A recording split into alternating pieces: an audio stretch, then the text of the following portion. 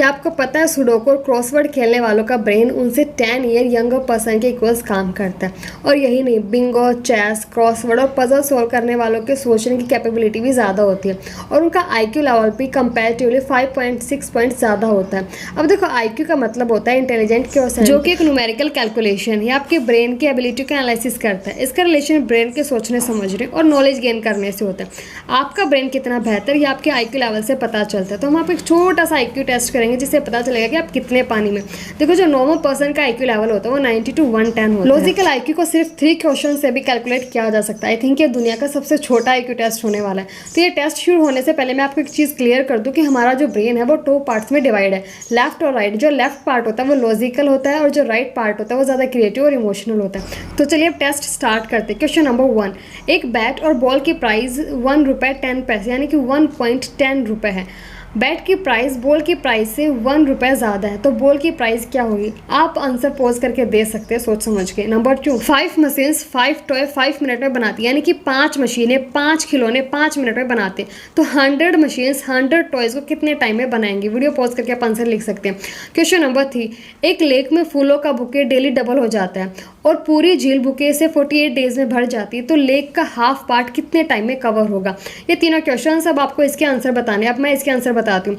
देखो, जो पहला क्वेश्चन है उसका आंसर है 5 पैसे। अब देखो वो कैसे। तो देखो, क्वेश्चन में बोला गया था कि बैट और बॉल का प्राइस ₹1.10 है। अब बैट की प्राइस बॉल की प्राइस से ₹1 ज़्यादा है, तो जो 10 पैसे से 5 वो तो उनके हो गए इक्वल प्राइस, और जो ₹1 ज़्यादा है वो हो गया उसके ₹1 ज़्यादा। ठीक है, आई थिंक आपको समझ आ गया होगा। सेकेंड क्वेश्चन का आंसर है 5 मिनट्स और थर्ड क्वेश्चन का आंसर 47 डेज, क्योंकि 48 डेज में जो लेक है वो पूरी कवर हो जाती है, तो वो हर रोज़ डबल होती है। तो 47 पे वो हाफ होगी और 48 पे डबल हो जाएगी।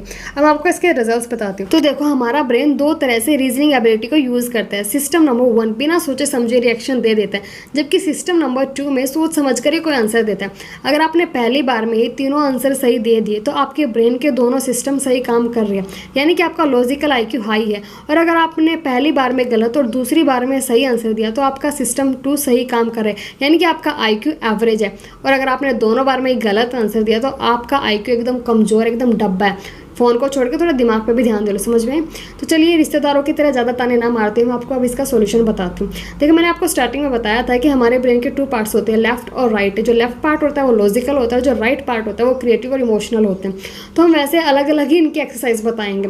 तो नंबर 1 आता है लेफ्ट पार्ट। लेफ्ट पार्ट होता है लॉजिकल पार्ट। अब आपको स्क्रीन पर कुछ एक लेटर्स दिख रहे होंगे। लेटर्स को ज़्यादा से ज़्यादा यूज़ करके आपको ज़्यादा से ज़्यादा वर्ड्स बनाने हैं और हर लेटर का एक ही बार यूज़ होना चाहिए और वो वर्ड्स मीनिंगफुल भी होना चाहिए। आप ऐसे एक्सरसाइज कर सकते हो, कोई और वर्ड्स भी ले सकते हैं या फिर और कोई लेटर्स भी ले सकते हैं।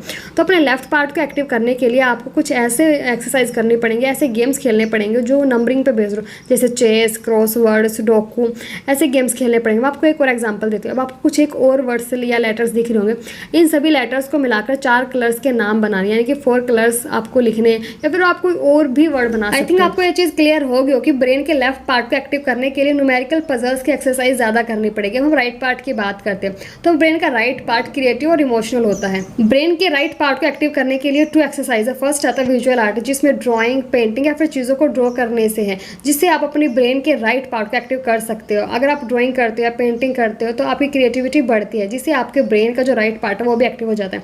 सेकंड पार्ट आता है हॉबी।